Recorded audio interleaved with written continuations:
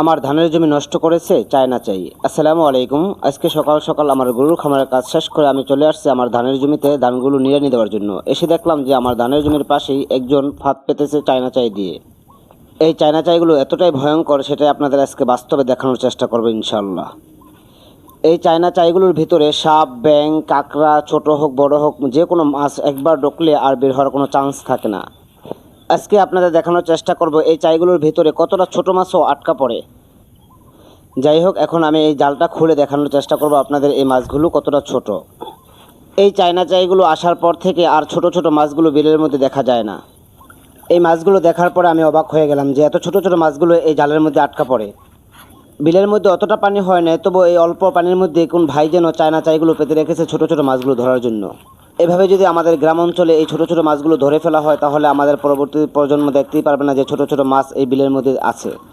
কতটা ছোট মাছ আটকা পড়েছে এটা বের করতে খুব সমস্যা হচ্ছে, যদিও কষ্ট হচ্ছে, তবু আমি বের করে আপনাদের দেখানোর চেষ্টা করব ইনশাল্লাহ।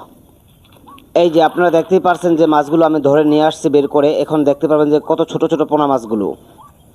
দেখতেই পারছেন যে আমার হাতের মধ্যে একটি হচ্ছে শোল মাছের বাচ্চা আর একটা হচ্ছে খুলচা মাছের বাচ্চা। এত ছোট মাছ আটকা পড়েছে, এই মাছগুলো বের হতে পারতেছে না। এভাবেই একদিন বিলুপ্ত হয়ে যাবে এই মাছগুলো। এই চাইগুলোর ভিতরে কি শুধু মাছই আটকা পড়ে, এর সাথে আরও আমাদের উপকারী যে প্রাণীগুলো আছে সেগুলো আটকা পড়ে। সাপ, ব্যাঙ, এগুলো আমাদের উপকারী প্রাণী, আমাদের ধানের জন্য অনেক উপকার করে, এগুলো আটকা পড়েছে এখানে। ধানের জমির জন্য ব্যাঙ এবং সাপ হচ্ছে সবচেয়ে উপকারী প্রাণী। এই চায়না চাইগুলোর জন্য এগুলো রেহাই পায় না। প্রতিটি প্রাণী আমাদের উপকারের জন্য আল্লাহ তাআলা পাঠিয়েছেন। এভাবে যদি আমরা প্রাণীগুলো মেরে ফেলি তাহলে কৃষকের জন্য অনেক ক্ষতি হয়ে যাবে।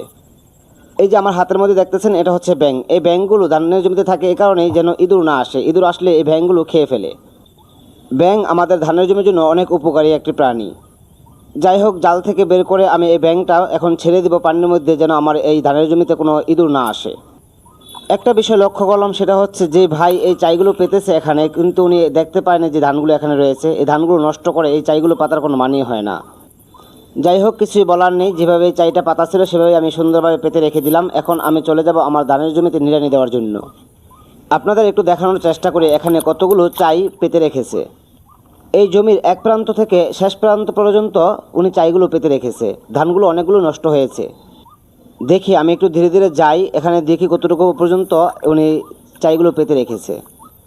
চাইগুলোর পাশ দিয়ে হেঁটে যাচ্ছিলাম আর দেখছিলাম যে চাইদের ভিতরে মাছ আটকা পড়েছে কিনা বা অন্য কোথাও সাপ টাপ আটকা পড়েছে কিনা, এগুলো দেখতেছিলাম। অনেকগুলো ব্যাঙ আটকা পড়েছে। এগুলো আমাদের সত্যি ধানের জন্য উপকারী একটি প্রাণী।